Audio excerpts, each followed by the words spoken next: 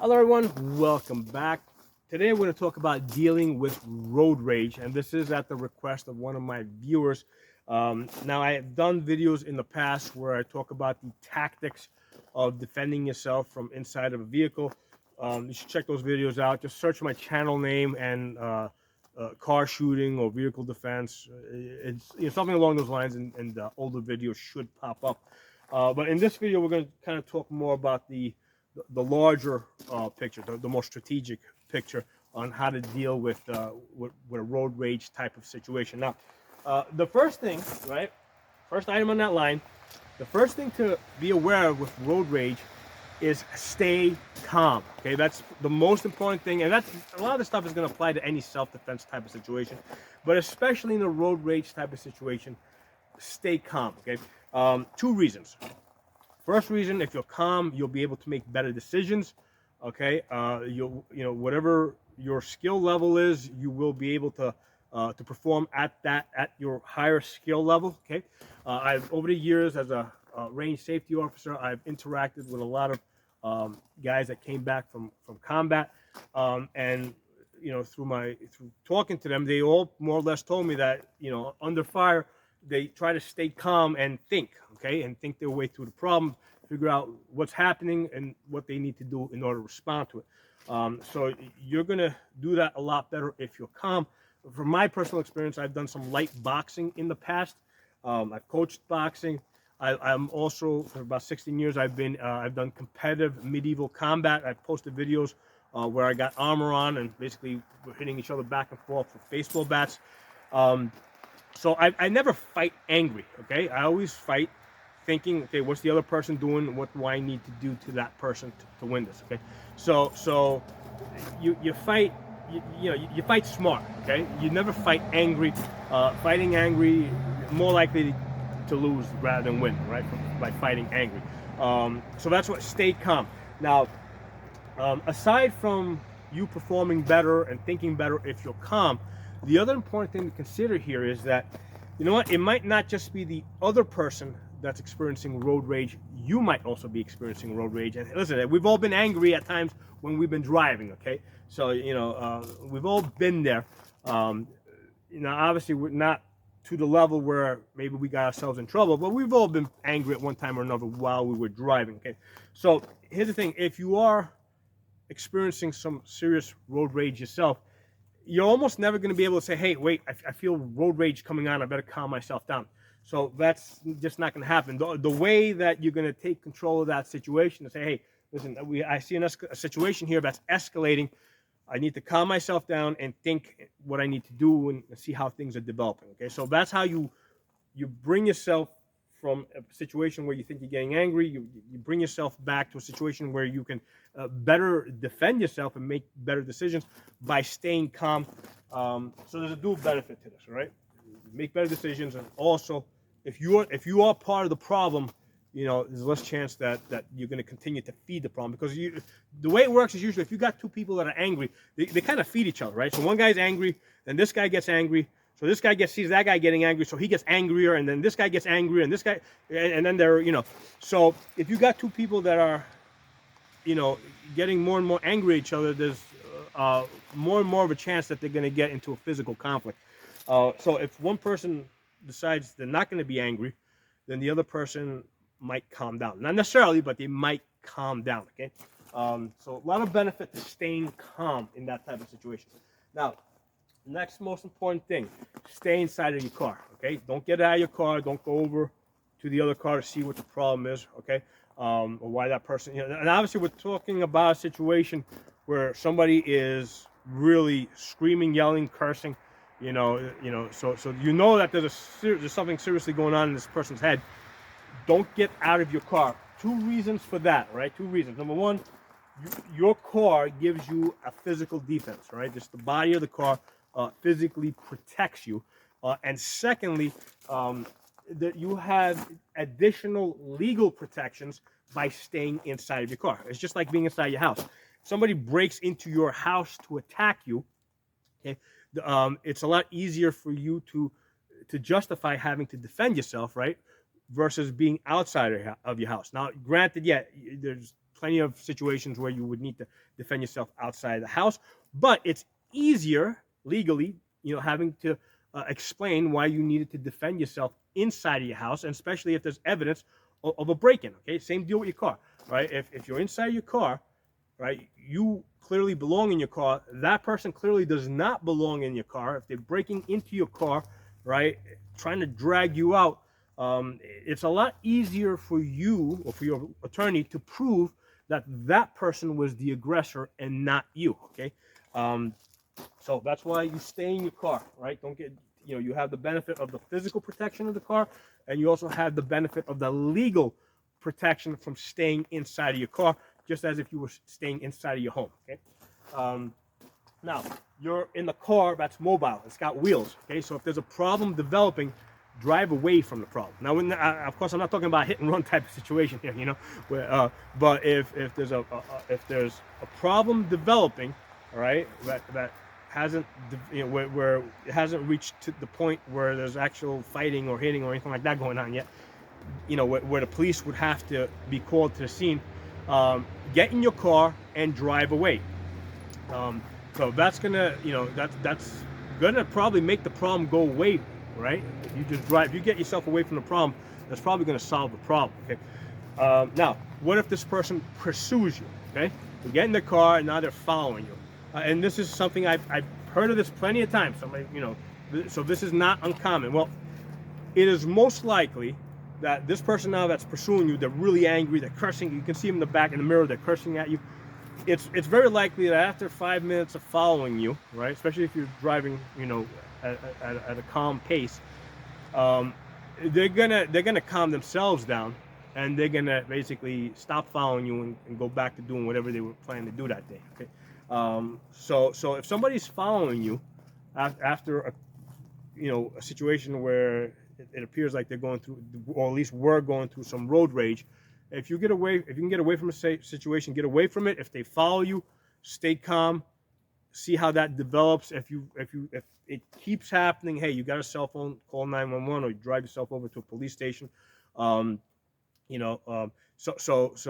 chances are they're going to calm down, right? That's what normally happens. Now, what about a situation where they block you, right? They intentionally block you. Well, same deal. Stay inside your car, right? Don't try to attack their car with your car, right? Don't crash into them intentionally, all right? Stay in your car. If they stay in their car, everything's cool. Eventually they're gonna get tired of sitting there looking at you, and they're gonna curse at you one last time and drive away. Okay. So that's how you kind of deal with a situation where they're blocking you. Okay. Just stay in your car. You have you're back to, you have the physical defense of your car. You have the legal defense of being inside of your car, right? So take that to your advantage. Take that advantage. All right. So now, what if we're in a situation where you can't get away? The situation seems to be escalating, right? So you sit in your car. Well, here's the thing. First of all, before I get into that, there's 3 types of self-defense type of situations. Okay. So one situation is where you're ambushed, right? No preparation. You just have to respond, okay? Right? No preparation. You didn't know, basically you're coming around a corner, somebody, 1 or 2 guys just jump on you. You got no opportunity to plan for that. Okay? The other situation is where you have lots of time to plan and prepare, okay? Situation where somebody's breaking into your house, they're outside your house lining up Molotov cocktails, right? You can see they got a whole line of bottles over there, right? So you have plenty of time to think what's happening, what are you going to do, where do you want to position yourself, so right. So now the other type of situation is where you have escalation, which is most likely going to be the road rage type of situation. There's going to be escalation, and that's probably the most common type of conflict that people have. It usually goes from talking to screaming and cursing, maybe fists, maybe weapons. Okay. Usually it doesn't get past it doesn't go beyond the screaming and cursing. 2 people screaming and cursing, they at some point they kind of realize that, hey, this is not worth it, and they both kind of walk away from each other. Okay, that among adults, that's what usually happens. Okay, so here's the thing, in a situation where things are escalating, okay, you've now got time to plan and prepare, right? So you've got time to, like, if you're outdoors, you have time. Hey, listen, the situation is escalating. Maybe I can back up, get closer to that tree over there, so maybe I can use that tree for cover. Maybe get on the phone, call 911. So you got some time to plan and prepare. So same deal here. You're inside your car. You see a situation that's escalating. You've got some time to do some planning and preparing here, right? So again, you want to stay inside your car, but from inside your car, you can observe, you can look around. Where's that person? Where are you? Where are the other people around you? What direction would it be safe to shoot in or not safe to shoot in? So these are all things that you're thinking about, right? You've got time to plan and prepare. Maybe lock your doors, right? Make sure your doors are locked, windows are up. All right, this way, I mean, how much is a window gonna protect you? Well, listen, a broken window is evidence of aggression, right? So you put your window up so that, yeah, if they break it, now, you got one more piece of evidence that they were the aggressor, right? These are all things that you can start planning while the situation is escalating, okay? So we make our plan. Now, one of the things that we gotta be very well aware of is that we are responsible for every bullet, okay? So again, this part of our observation, where are the people around you? Now, most likely, if a person is going to attack you, they're probably gonna run right up to your driver's seat, right?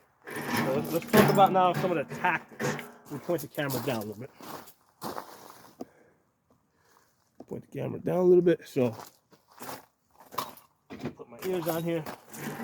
So this is actually a pretty good setup here, because I got this board here, which kind of approximates like the back of the seat. Because if you turn around in your car seat, you may not be able to see directly behind you because of the headrest of your car seat, but you can kind of look around it on either side. All right, you can look around it, and also I've got that post here from this tent. That can kind of resemble the pillars, right? The A, B, and C pillar of your car, right? That you got to be aware of where they are. But in the most likely situation where somebody comes up to your window, smashes your window, and reaches in, all right? Let's say they got a knife. So it's clearly a situation where you got to use a gun to defend yourself. They're reaching in, they're trying to cut your throat with a knife. Maybe we didn't get a chance to fully see where all the other people are around you. Well, one of the options, first of all, in this type of situation, you're in a position where you can angle the gun down, right? So this is one of the things I practice now.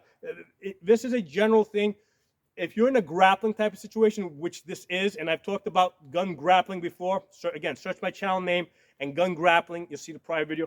One hand's low, other hand's high, right? Or one hand's high, the other hand's low. So the two hands are never on the same line, so you don't shoot your hand, okay? So situation, they're coming in, this hand can come up, and it can shoot down like this. The bullets are going down into the ground. They're not going to travel further out. So that's a kind of an ideal situation where you're kind of up close. You're in a position to angle the gun down. And again, this is something you got to think about. This is in the observation phase. These are the things that we're thinking about, okay? If I have to defend myself, first of all, can I drive away? Can I not drive away? Am I blocked in? If I can't drive away, they come in. How can I handle this situation? Now, let's say where they're actually shooting at you, okay? First of all, you can shoot through glass, okay? If you're shooting through the front windshield, the bullets tend to angle up a little bit. So if you're shooting somebody in the belly, they'll come higher up to the chest, right? So basically, if you're going through your front windshield, you got to aim a little bit lower, right? So the bullets can rise up when they go through the glass. The other windows on the sides and in the back, they basically shatter when they're hit. So after the first shot, there's not going to be a window there, okay? So the second shot's going to be a clear shot. So the tactics of being able to shoot to the sides, first of all, two hands on the gun, right? Come out, you come over the top here, two hands on the gun. I can basically keep it, again, I'm in the car seat, right? Legs forward, I can angle back. I can take my shot. If I need to go around to the other side, switch hands, right? You can come around, lean over a little bit. Now I got to lean over a little bit more.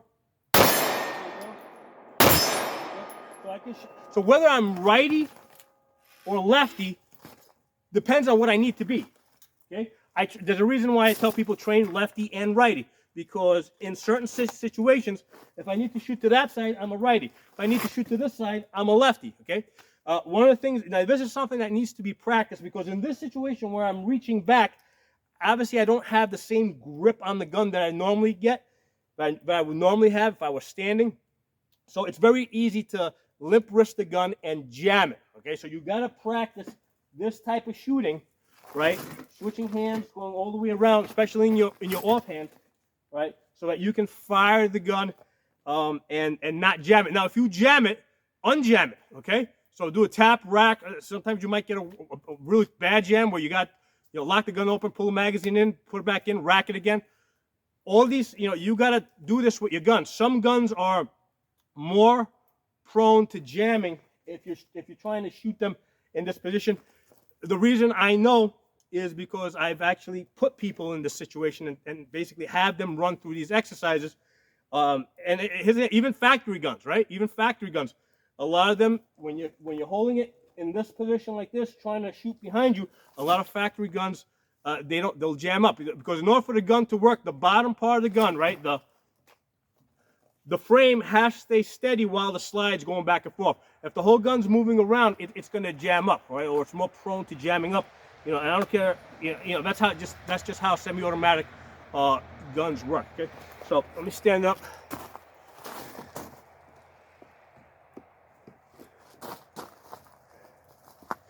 All right. So again, going back to responsible for every bullet. So during that escalation phase, we had to look around and see where the other people were. And there might be, now of course, if we're shooting over there, there better be bullets coming in first, right? Because otherwise that's going to be really hard to defend why you need to shoot somebody from inside your car all the way over there. They pretty much have to be shooting at you first. In which case, if they start shooting, the other people are going to start taking some cover. So so that there'll be less of a chance of you hitting somebody, but it's still a possibility. Okay? So always got to be aware of your surroundings. The only way you're going to develop that type of a skill is to get on a 3D range, right? Like a place like this, for example, where I can shoot 360 degrees. And a place that has, you got to get to multiple locations, because if you're only working on one gun range, even if it's a 360-degree gun range, you get used to it. If you get put in a different type of situation, you may not adjust as easy. So that's one of the reasons why I train at a lot of different locations, a lot of different 360-degree ranges, so I can get used to this idea of being able to adjust, on the fly, observe, right? Because if you're training on a range where you know where everything is, you're less likely to actually observe and look and see where things are. Okay, so like one of the things I'll do with people when I train them is I'll move targets around, right? I'll move things around, so people, they aren't always in the same spot. Okay. So anyway, those are the tactics. Now, another very important thing, right? You learn to fight with your fists, right? You need to develop a non-lethal option. Okay, this is really important. Okay, if somebody spits on you or bitch slaps you, you can't shoot them. Okay, they're spitting on you is not the same as trying to kill you. Okay, somebody's slapping at you or twinging your nose like this, that's not trying to kill you, right? If you shoot that person for that, you're gonna basically get convicted of a murder. Okay, all right. So now, if somebody is spitting at you, slapping at you, doing these type of things, obviously you need to answer that, right? You can't have people just spitting on you. So you need a non-lethal option. You need to be able to use your hands, to stand your ground, basically, right? You can't go around with people spitting and slapping you, right? So you gotta be able to stand your ground, right? I don't think I need to explain that any further. So you gotta learn to use your fists. One of the great things I tell people, get into some boxing classes, right? The great thing about boxing is they're actually hitting each other, right? Now we've got padded helmets on, we're using padded gloves. Usually with the beginners, we start off really light. Like I've actually been in the boxing ring with women, right? I used to train them. I used to hit them, really lightly. Not enough to knock them out or anything, but enough so that they can kind of get used to getting hit and to continue to function under that. Okay. So you've got to develop the ability to be able to take a hit and keep going. Okay. So it doesn't matter if you're a man, woman, whatever you are. You've got to develop a non-lethal option. You got to learn to fight with your hands. But it's not enough to just take self-defense classes where you're just going through forms, right? You got to actually get into a situation where you are getting hit, not getting knocked out, but getting hit. You know, at least to the point where you're getting stunned a little bit, and you have to work through that, right, and continue to function and think, and you know, and you know, keep doing the things that you need to do. Okay, so that's really important. Definitely recommend boxing classes for people. It doesn't have to be just boxing. There's other things out there, you know, but that's just an example. One of the things I like about boxing is it's pretty easy to teach, right? Because you know, we're mostly standing on our feet, you know, keeping the hands on. It's very practical, right? In that sense. When you start getting into stuff that involves kicking and stuff like that, the thing with kicking is it's really easy to come off balance. Kicking is very effective, and I had a gym where people used to teach Muay Thai. They were really good at it. But you know, when it comes to kicking, you gotta be really good at it. You know, you gotta know how to generate force from the hip. Not something I can do at my age. I don't have that flexibility. So that's why boxing is usually a good place to start teaching people to use their fists and not just throw a punch, but also take a punch, right? And keep working through that. Okay? Lastly, let me leave you guys with this. There's really no, in this society, in our society, right? There's no winning a gunfight. Okay. So here's the thing: if you find yourself in a situation where you have to use deadly force, okay, chances are you're gonna have to. Good chance you may have to defend yourself in court. It might get expensive. Through that process, you may lose your job. Not because they're firing you because you were involved in that situation, but simply because you're busy in court or you're busy, you know, with your lawyers. You're not at work doing your job, and they need somebody to do the job, so they're just going to replace you. Okay. So if you get into a gunfight type situation, you can, in this society, you can lose your job, you can lose your family, right? There's one of the things that a lot of times is not talked about is in the self-defense type of situation, even if you end up being acquitted by a court, the family a lot of times is broken up. The wife, you know, there's a lot of stress that occurs in the family. So the family ends up not being the same after. Okay, so that's really important to consider. So that's why you definitely want to avoid a gunfight situation at all costs. The thing to understand is, here's the thing: if you get into a gunfight, and even if you win, okay, they're not going to make you the regional warlord. Okay, you're not going to win anything. There's no prize. There's nothing. You don't win anything. Under the very best circumstances, you get to continue living your life the way you were living, right? You're not going to get like a Hollywood contract or something, right? It's not going to happen. It just doesn't happen in real life. So under the very best circumstances, you're going to get to continue your life the way you were doing it. That's probably a 1% chance. Most likely, you're going to come out of that damaged in some way, if not physically, then mentally, right? Or with damage to your family or damage to your career. So you really want to do everything that you can to avoid getting in that type of situation, right? That's how it is in this society. Now, if you're out in Somalia somewhere, yeah, maybe you get a prize or something, right? If you win a gunfight, but that's not what happens in this country, all right? So that's why stay calm, stay in your car, drive away from the problem, okay? And if you do have to defend yourself, at least try as much as possible, try to defend yourself from inside of your car. So thanks for watching. Drop some comments below if you disagree with any of this. By all means, let me know.